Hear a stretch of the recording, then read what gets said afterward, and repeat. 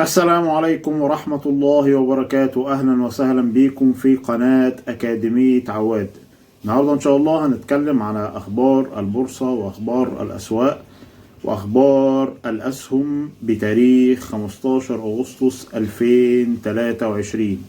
تعالوا نتكلم على المؤشر النهاردة قفل على 17965 نقطة بصعود 4%. النهاردة عدد الأسهم التي تم التداول عليها 214 سهم بصعود 88 وهبوط 99 سهم.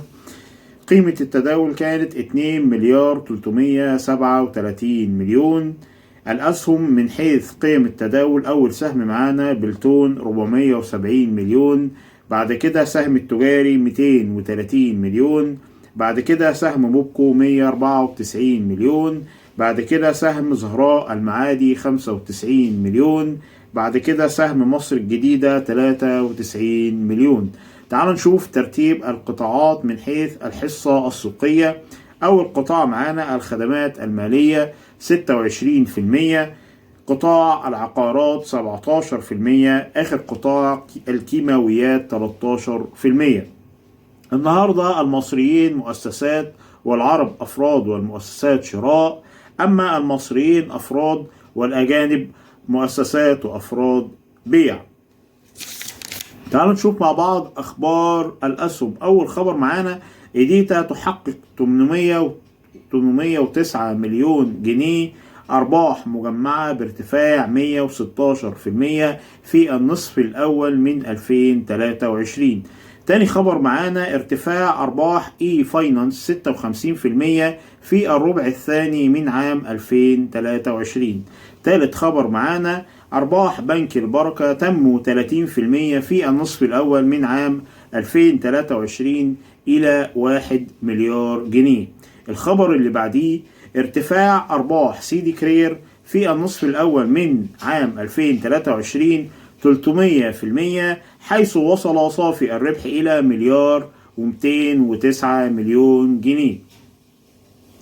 آخر خبر معانا تضاعف أرباح ام جروب في النصف الأول من عام 2023 إلى 300 مليون جنيه مقارنة بالفترة مثيلها في العام السابق. تعالوا ننتقل إلى أخبار السوق المحلي. أول خبر معانا مصر والإمارات توقعان اتفاقية لتمويل واردات القمح بقيمة 500 مليون دولار لمدة 5 سنوات. الخبر اللي بعديه مصر تبيع أذون خزانة بقيمة 600 مليون يورو بعائد 4%. تعالوا نشوف أخبار السوق العالمي. أول خبر معانا الصين تفاجئ الأسواق بخفض أسعار الفائدة للمرة الثانية في 3 أشهر. الخبر اللي بعديه النفط يتجه صوب 90 دولار للبرميل مع قوة طلب السوق الفورية.